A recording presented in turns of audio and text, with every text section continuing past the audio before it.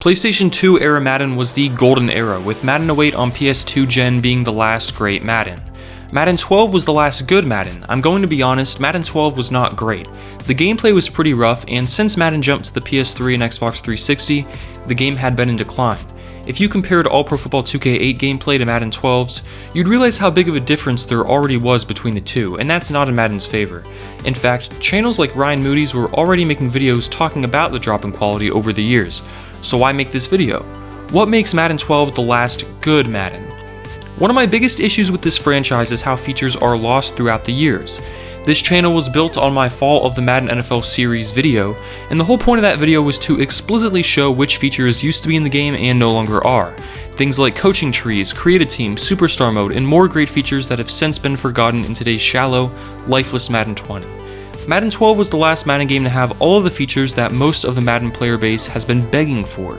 And while the gameplay in Madden 12 isn't necessarily realistic, it's fun, and combined with some classic Madden features and game modes, it gave us what I consider to be the last good Madden. The last Madden game that I would invest a good amount of time into.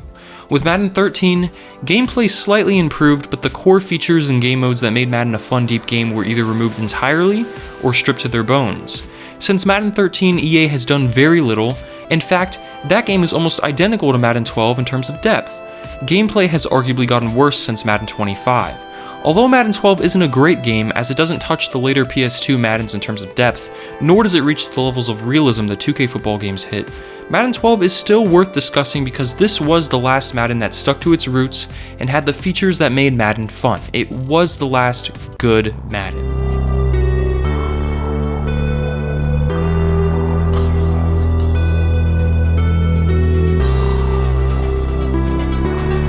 Upon starting the game, you'll notice something important. Ultimate Team is listed on the main menu, while Franchise Mode is hidden in the Game Modes menu. This small detail foreshadows where EA decided to take the series. In Madden 13, EA removed Franchise Mode entirely, replacing it with the watered-down connected Career Mode, where they tried to combine Superstar and Franchise Mode into one mode, while making both worse in the process. This was done to highlight Ultimate Team, and pushed to players as the new flagship game mode. Why did they do this? Because it has microtransactions and makes EA more money. Madden 12 was the last Madden to have the franchise mode we all know and love. Upon starting franchise mode, you'll notice how much more depth and detailed it is compared to any Madden game since. When viewing player stats, guess what? It shows you what team the player played on. So if you trade a player and come back a few seasons later, you can actually see what teams he joined each season or where he had his best season. Or when signing a free agent, you can actually see where he played in the previous season and check your schedule to see if he plays his former team. It's a very small detail that really adds a lot to bringing this fictional football universe to life in your head. Madden 12 was the last Madden to have this. Speaking of free agency, Madden 12 had a unique perspective on it. Rather than take your time going through free agents and giving them massive contracts, you were on a clock in Madden 12. It was a bidding war. You had to match prices set by other teams on players live. Each team was signing players at the exact same time. It was chaotic but realistic. In the NFL, once the first day of free agency begins, or even before then, if we want to be realistic, teams all start swarming players with contracts, and teams are always trying to be the first one to talk to a free agent.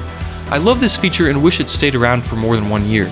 This was also the last Madden game that allowed you to sign players mid-season to customizable contract lengths, as well as have restricted and unrestricted free agency. Another feature in Madden 12's franchise mode that we no longer see was coaching trees.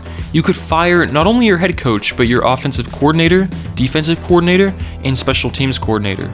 You could then browse through the free agent coaches to hire, as well as promote another team's or your own coordinators to head coach. They were fully licensed too, meaning each team had their actual coordinators.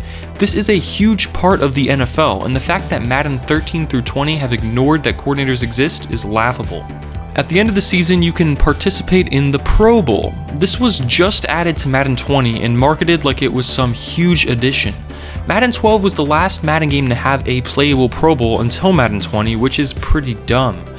Even Madden 94 had a Pro Bowl, a game from 1993.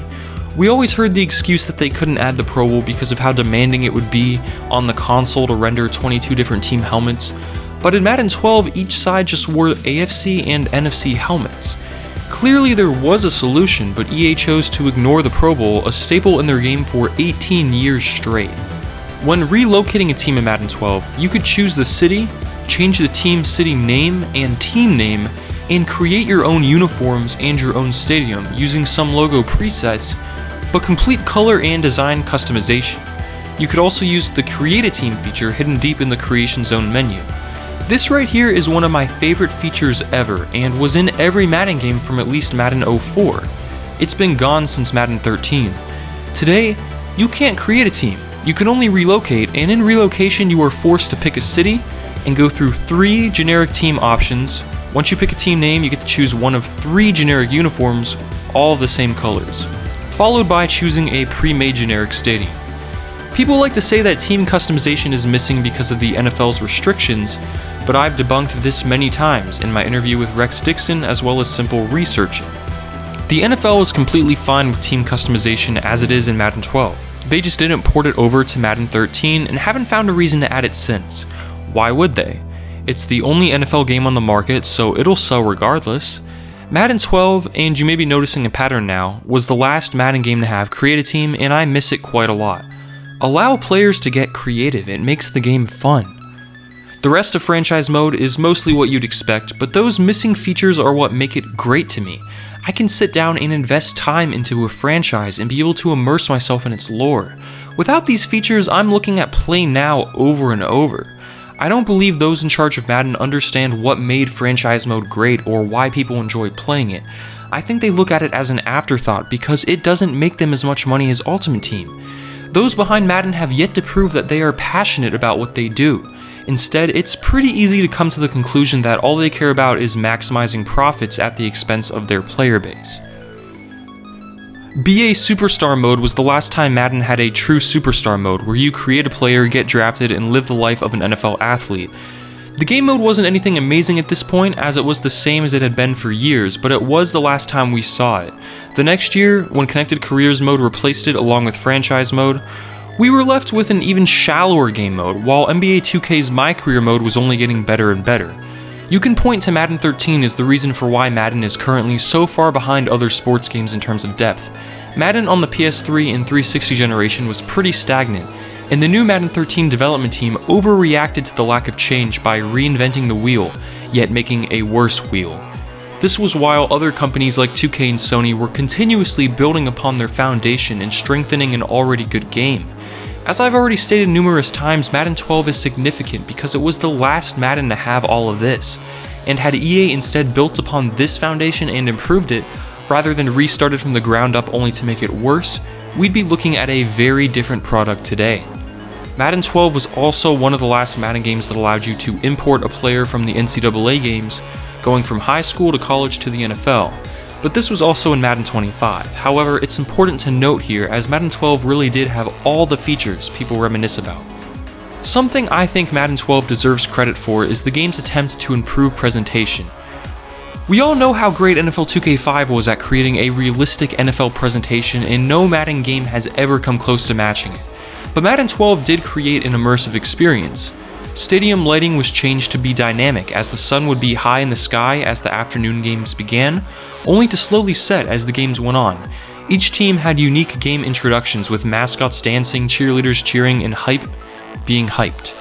Gus Johnson and Chris Collinsworth sounded pretty good in the booth, although the timing was really off at times, with Johnson shouting about a player breaking free after he was already tackled. I've never been a fan of Madden commentary because, as we can all see in the NBA 2K games, it could be so much better. Just another thing EA fails to do. However, with the pre-game team intros and the dynamic lighting, at least they were trying in Madden 12. The final part of Madden 12, and what should be the most important part of any football game, is the gameplay. And the gameplay is exactly why I consider Madden 12 to be the last good Madden rather than the last great Madden. The gameplay simply wasn't good. It failed to be realistic and just looks clunky and weird.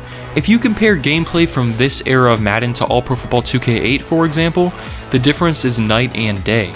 EA takes the cheap and easy route by getting lackluster talent for motion capture rather than using real NFL players like the older 2K football games did. This is why Madden's animations look so bad. To be fair, the gameplay is fun and challenging, but it's not simulation football. For this reason, I can't recommend Madden 12 over a Madden game from the PS2 era or 2K5 or 2K8. However, I would take Madden 12's gameplay over what we see today. It feels more fluid and organic than Madden has since Madden 15. Madden 25 is what I believe to be the peak of Madden gameplay since the PS2 days, but Madden 12 was still better than what we have today. Madden has simply not been a realistic playing football game for a long time. It's unfortunate considering that Madden has the exclusive rights agreement with the NFL, but it's true, and it holds back potentially great games like Madden 12.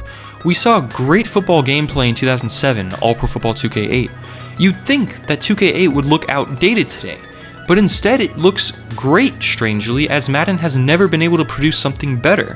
It's kind of sad to go play NBA 2K8 or NBA Live 08 and then play a modern basketball game. It's night and day and makes NBA 2K8 look awful. With football games, just look at this All Pro Football 2K8 footage. It doesn't look outdated, it looks better. Imagine what we would have today if football games did what the basketball games did and actually built upon their foundation rather than tearing everything apart every few years. Today, Madden 20 is crippled and limited because it's based on the awful code of Madden 13. Madden 12 wasn't a big change from Madden 11, in fact it might have been a little worse of a game. Madden 13, however, was a huge change from Madden 12 and pretty much ruined the series. Madden 12 is not the last good Madden because Madden 12 was a good game by itself. It's the last good Madden because it was the last Madden to have the features and game modes that made the game good. Madden 12 was a very well-rounded game. There was no hyper-focus on any specific game mode, but instead minor improvements across the board to all of them. While gameplay was nothing special and pretty unrealistic, it had the last good franchise mode, an improving presentation model, and many features that people beg for today in 2020 that were scrapped with Madden 13. It's been almost 10 years since Madden 12 released, and nothing since has been close. It really was the last good Madden, and that's kind of sad because Madden 12 really wasn't and shouldn't be anything special. The game gets this title more because of how far Madden has fallen, rather than how good the game actually was. Thanks for watching.